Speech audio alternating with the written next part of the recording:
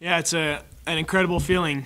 Still not sure it's sunk in, but to be able to finally get our name called makes me even more grateful that we won yesterday. Going through those first couple regions, I was shaking. I wanted to know where we were going, so I could only imagine what it would be like to have lost yesterday. But 8 seed, I think, is the highest seed that Utah State's ever gotten. So we're really excited to go to Columbus and play a really good Washington team and try and make the most of this opportunity. We're very excited and humbled to be able to represent Utah State University.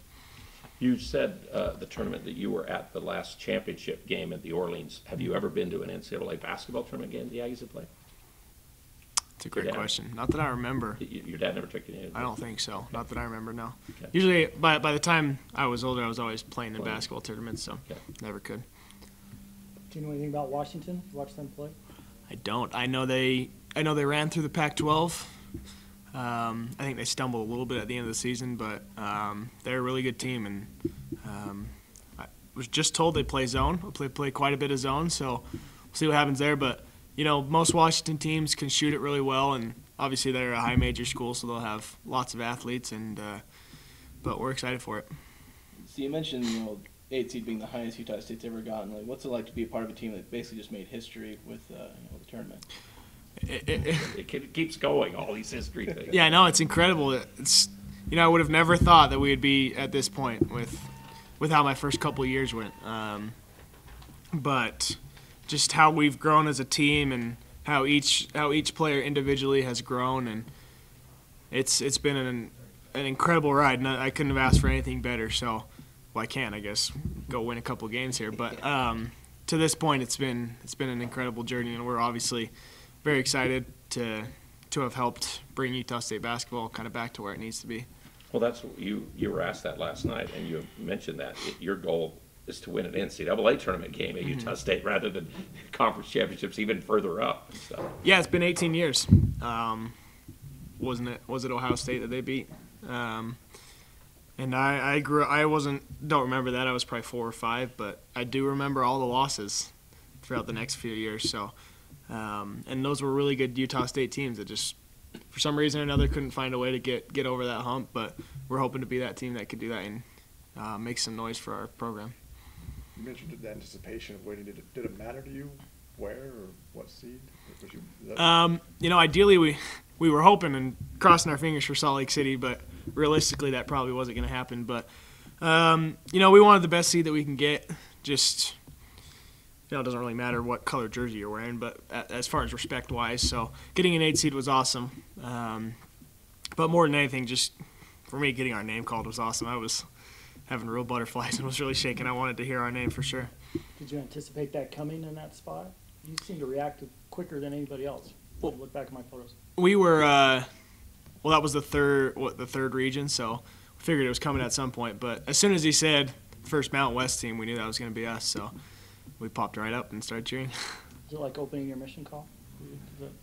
It's a great question. Opening our mission call was probably a little more emotional, but this is more like happy. Not that I wasn't happy to go on a mission. Sam, can you talk about what this means for someone like Quinn Taylor, a senior, who's been through some rough patches here at Utah State, finally gets to go to the big dance, and for you to see him be able to react and have excitement about this opportunity? Yeah, I can only imagine, how happy he is about this moment. He's been so important in our rebuild and in our reboot, and like you said, I think his redshirt year might have been the last year that Utah State was in any type of postseason. I may not be right on that. Close. It might be. He might have been 2012-13. We might have played the CIT the year before that. But either way, he's been through the program for 5 years now. So, he's the same guy every day. He brings it every day, and through those rough patches of our first 2 years, he kind of just helped me along, and we've helped each other out. So. For a guy like him as a senior, and for Dwayne as well, who's also a senior, this is, it's a special moment for all of us. But I imagine it's pretty cool for them as well. Was Las Vegas in the tournament? Was it even a step higher for you as a team to play and to be energetic and to do things than even you had during the regular season? What's your feeling? Yeah, for sure. We everyone was saying we were going to get in no matter what. They said if you lose your quarterfinal game, you may be on the bubble. But once we won that game, everyone was saying that we were going to win, and then you'd randomly hear someone say, well, maybe if they lose, or maybe if San Diego State wins it, then they won't. Then the league won't get 3 teams. But I think that playing in the championship game will hopefully help us out for this week, because it was on CBS.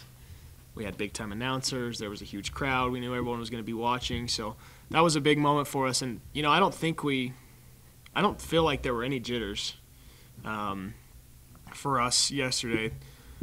Obviously, San Diego State has a good defensive team, so we struggled a little bit offensively. But I felt like we were all pretty poised, and hopefully that'll help us for this week as well. You guys played 3 games in 3 nights, 3 very physical games. What does it mean to you to be able to have that extra day off and instead of playing until Friday, Thursday? Yeah, that's nice. I don't know if we'll actually have the day off. We'll see what Coach yeah. says. But it'll be fun either way. It'll be nice to get a little bit of rest because, like you said, those 3 games were all pretty physical and pretty intense, besides, I guess, the semifinal game. But, it'll be nice to be able to get a day under our skin and be able to watch some games and then kind of have a feel for how things are going and go out and play on Friday. What did your teammates say? What were their thoughts on where you're playing and who you're playing? And I have no idea. We all cheered, and then I was Cheered, taken and away that's by it. Kyle. We dragged you away. Sorry about that. That's true. It's all good, but I'm pretty sure we're all excited. We're very humbled, and this is going to be a fun ride for us. Well, it's been an exciting week. Bear with me with my voice, but what a great season, and a historic season, quite frankly, in every way, shape, and form. And we could go down the accolades, but there's just been so many things that we can talk about. But certainly, to win the regular season championship and tie with be co-champions with Nevada, who's obviously had a fantastic season, and then validate that regular season going into Las Vegas and winning 3 games in 3 days, and culminating with the victory against San Diego State, who's been to the NCAA tournament 9 of the last 11 years and has the most Mountain West Conference champions and the defending champions. So in a lot of ways, we really validated everything, and it's just been a historic run and quite a magical season. And now to earn the highest seed in the history of Utah State men's basketball as an 8 seed, I think our previous high was 10, just speaks volumes to the character of our team, our program. And, after last night's interview or the press conference, you just start thinking of so many things. And I think one of the things I'm most proud of, besides just winning, it's 2 things, quite frankly. One, bringing the Spectrum Magic back and getting that spirit and atmosphere, and to be in Las Vegas. And, San Diego State, the night before when they beat Nevada, it was just roaring in there. And to see all of our Utah State fans come down for that championship game. And we had a good crowd on Thursday, a little better crowd on Friday, and then an unbelievable crowd last night. It felt like a home court game for us, which is something that I didn't know. It was just incredible.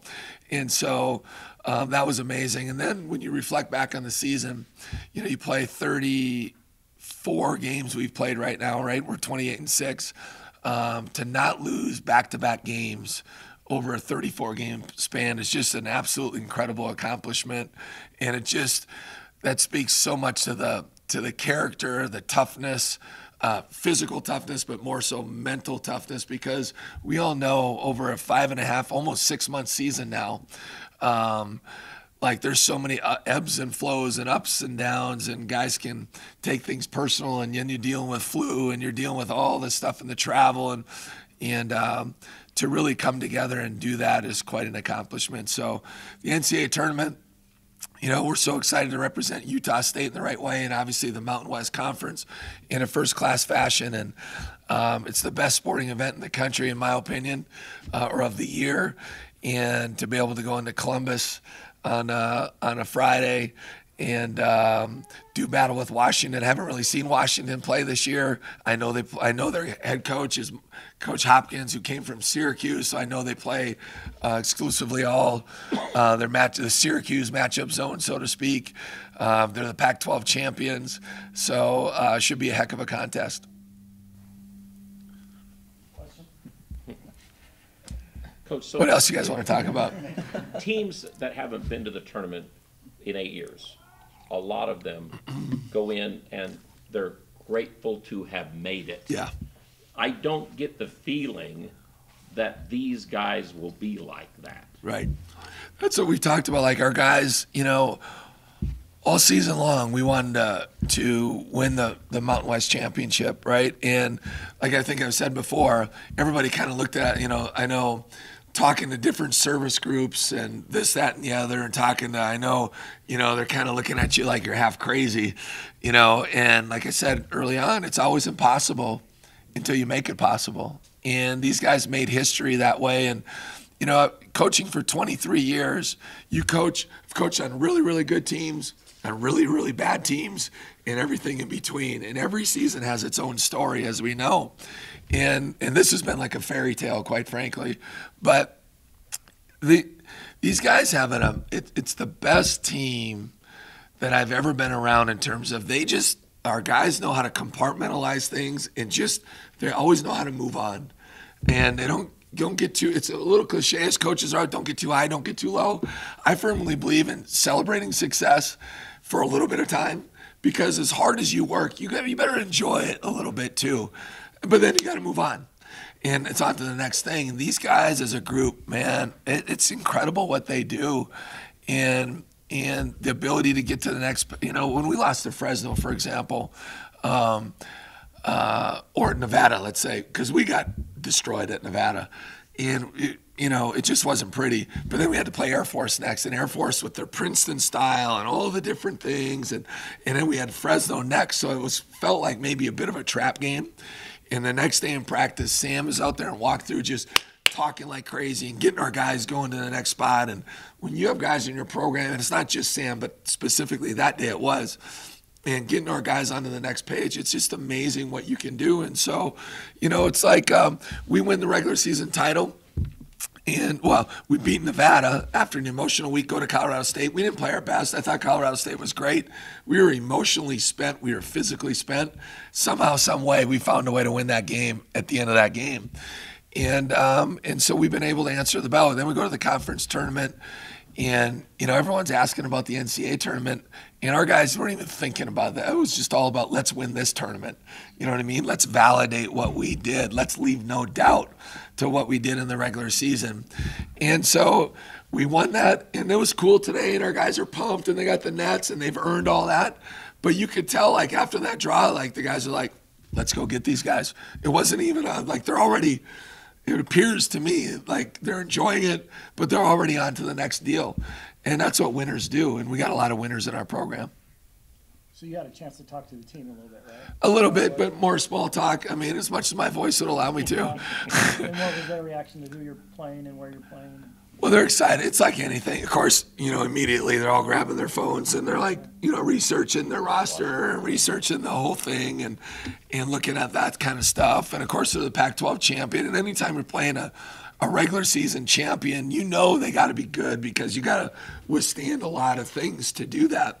So, but obviously they don't know, the specifics of things, and but I think they're just excited to move on. And this team has just such a knowledge, not only a quest and a thirst to get better and improve as a team and individually. They've really bought into the whole game planning thing. I think they look forward to that. I think they look forward to watching film of our opponent. I think they look forward to going through our scouting reports. I think they look forward to the walkthroughs, of how we got to defend things like that. So, and that's what's, I think, extremely, when I was at Mayville State, and I know it's a little old Mayville, but we had a program that won one game the year before we got there. They were 1-27. Our first year we go to the national tournament. Second year we go to the Elite Eight. And the third year we play in the national title game. And once you get a taste of that, you never want to go back, because you just know how like it's just so special. It's so hard to do, but once you get that feeling, you just don't want to let it go. Coach, how big of a deal is it to be able to play on Friday instead of having to play on Thursday? Not that you want to reveal much, but what will your schedule be like leading up to playing on Friday instead? Well, when you come off when you come off playing 3 games in 3 days, they were, a couple of those games were really, really physical. So, and some of our guys obviously logged some heavy minutes. Merrill got a little soft. I mean, he sat out 10 minutes the whole tournament, so we're kind of going light on him. But yeah, I think it's good, because we can probably give him a couple days off and just kind of recharge, get the legs back, you know what I mean, and go full steam ahead with 3 practices heading into Friday's game. And that'll give you guys as coaches a lot of time to really get ready to meet them with what you Yeah, want exactly. So we can do a thorough prep. We're already starting right now, getting the games downloaded and watching film and starting to cut it up and get rolling on not only Washington, but then you're prepared for the next 2 opponents, right? Yeah, exactly. You've heard of that. Yeah, there's a few blue bloods in our side of the bracket, I've heard. Kentucky, North Carolina, Kansas. Yeah, you talked a lot about history of programs. Some of the teams you've played who have tournament history. In North Carolina, it doesn't get much better than that. Like, I know you're focused on Washington, but what would you like to play North Carolina where you'd get into that next round? Yeah, I mean, it would be anytime you can, a blue blood like that with a storied tradition, that would be a cool opportunity. But, it's just winning, and we've been fortunate to win 17 out of 18 games. But winning's really, really difficult, and I know we'll be in a dogfight against Washington. So that's all I'm thinking about. That's all our guys better be thinking about right now, Coach. Right? This is 1 of 35. That's right, 1 of 35. So you went to the tourney twice as an assistant, right? Yep, at Colorado State, our 5th year, we were an 11th seed, and we played Murray State when they had Isaiah Cannon, who's an NBA player right now, and it was 23-23 at the half, and I think we lost by 20. So that was a rough go.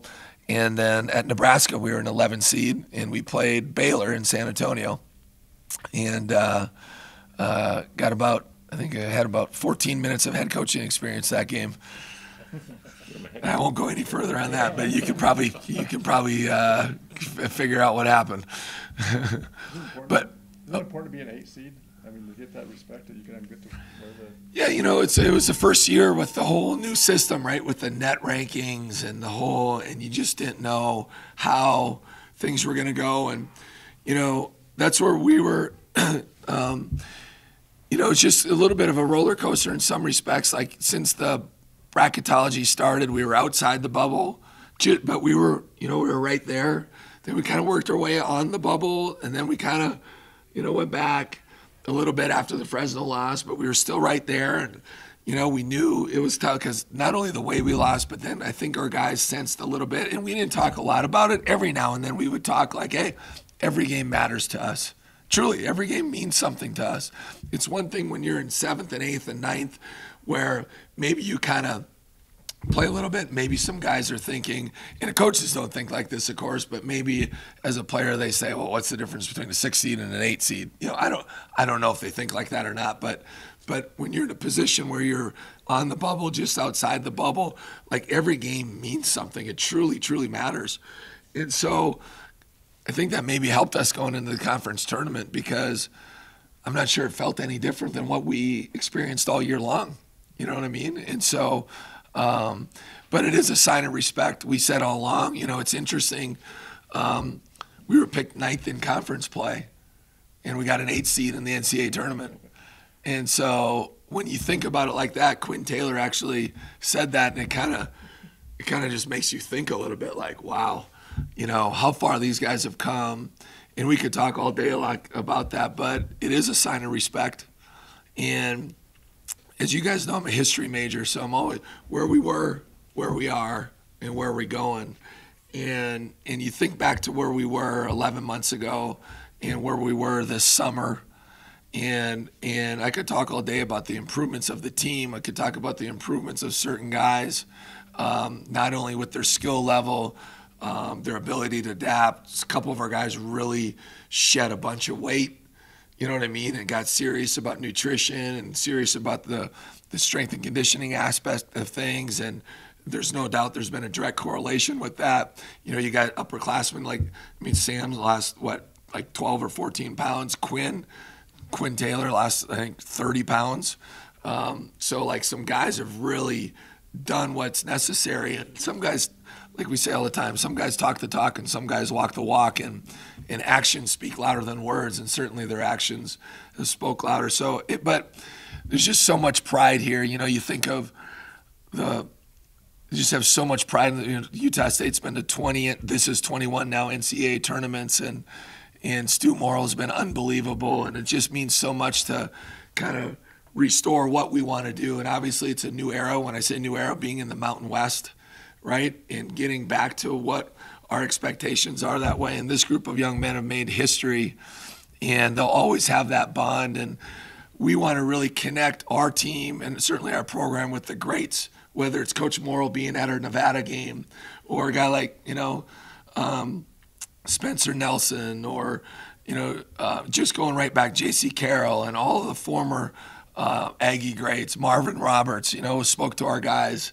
at one of our practices, and, you know, we introduced him to him. I said, you guys know who this is? You need to look up at the banner, and his number's retired up there. And that's really, as a head coach, like, that's very, very important to me, to connect our current players with our past and join them together, because it truly is about the relationships that you make and the experiences that you gain that last a lifetime.